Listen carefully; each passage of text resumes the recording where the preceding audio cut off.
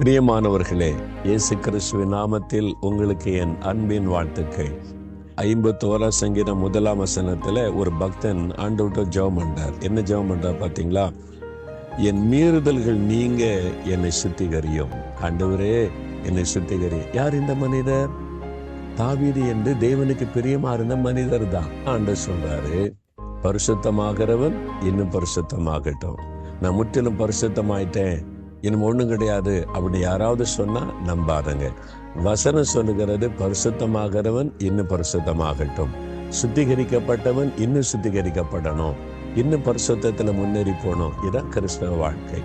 நான் முற்றிலும் தேறினவன், முற்றிலும் பரிசுத்தமாயிட்டேன்னு எவனாவது சொன்னா அவனை நம்பாதங்க, ஏமாத்திரம் வசனத்தை வைத்து. பக்தன் சொல்லுகிறான், என் மீறுதல்கள் நீங்க என்னை சுத்திகரியும்.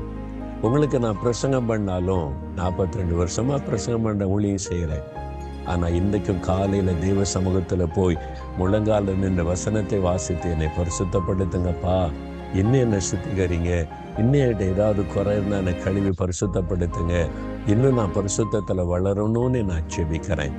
இந்த வசனத்தை தியானித்து ஜெபிக்க பரிசுத்தம் பெருகுகிறதை என்னால உணர முடிகிறது. இதுதாங்க கிறிஸ்தவ வாழ்க்கை.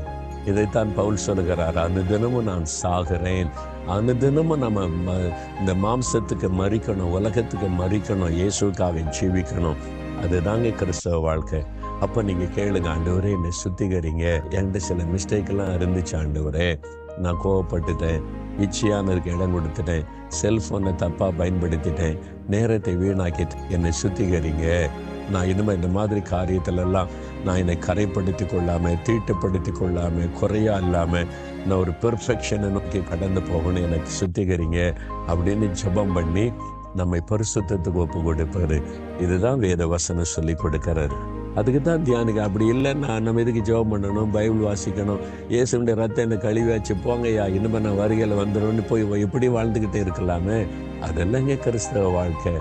அனுதினமும் இயேசுவோட நடக்கணும், அனுதினமும் அவர் நம்மை பரிசுத்தப்படுத்தணும், நம்ம இன்னும் பரிசுத்தமாகணும். அதான் அவருடைய விருப்பம். இன்னும் என்னை சுத்திகரிங்க அப்படின்னு கேட்குறீங்களா?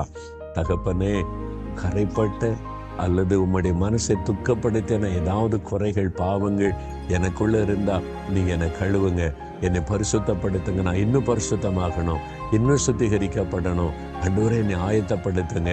என்கிட்ட காணப்படுகிற இந்த குறைவுகள் எல்லாம் எனக்கு தெரியும், உங்களுக்கு தெரியும். என்னை பரிசுத்தப்படுத்தி என்னை சுத்திகரித்து உம்முடைய இருதயத்திற்கு ஏற்றவனா என்னை மாற்றுங்க. அதுக்காக என்னை ஒப்பு கொடுக்கிறப்பா. இயேசுவின் நாமத்தில் ஜெபிக்கிறேன் பிதாவே. ஆமென், ஆமென்.